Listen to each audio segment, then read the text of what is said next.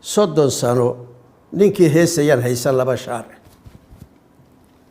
waxaan haashka kala qaadanaa kan higsanaha hoobal iyo fankaba saa darteed waan ka haajiray timacadde habeen iyo dharaar hadal wuxuu geystay hooyaalayay gabay wuxuu hoga tusaaleeyey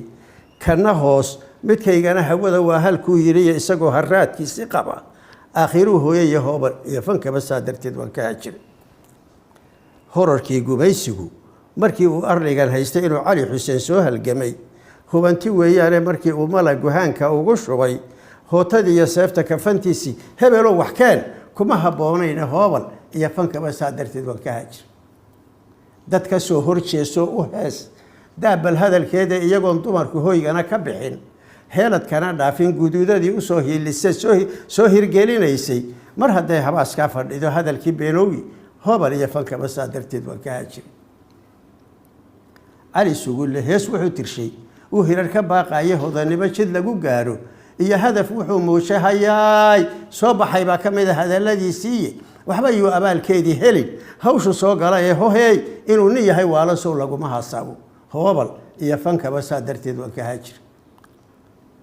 baalbaal halkuu joogo iyo heerka noloshiisa war haddaad ka haysaan fankaba uma hilowdeene hadduu haybad leeyahay hidduhu hiilla kuu tarayo qaadwale habeen iyo dharaar hiray ma saareene intuu ku hinjiyu raro tartiib uma hogaansheene garbihiisu haaruhu sidaa uma hillaaceene hoobal iyo fankaba saa darteed waan ka haajiray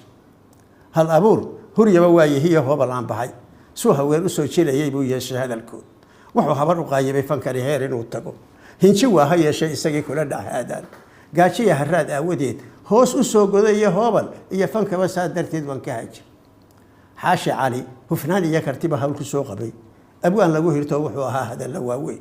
calankaa la haystuu naf iyo maal u soo huray waa kaa sidii habar goblana hoos u fooraraya hoobal iyo fankaba saa darteed waan ka haajiray qarshi iyo xuseen ma hakan jirin maalin laysalo waa xuseen oo faarax qarshi iyo xuseen ma hakan jirin maalin laysalo ee suugaantu waa hube kufrigii hana qagooyeene meeshuu huluushaba dabbay ku hurinayeenee ha yeeshee haruub maanay dhamin hoosna may degine hoobal iyo fankaba saa darteed waan ka haajiray wuxuu yidhi haddaanu ina saleebaanba ka hodmin luuqdiisa haddaanu ina saleebaanba weli ka hodmin luuqdiisa cod hallaasileeyay magool kiradii loo haysto maandeeq haddii aanay u hoyan daara hibadeed hoobal iyo fankaba saa darteed waan ka haajiray hiddiyaarayay saar intuu hibo ilaasiyey axad kaga horrayn jiray carays hooye may dhalina isagoo haraadkiisi qaba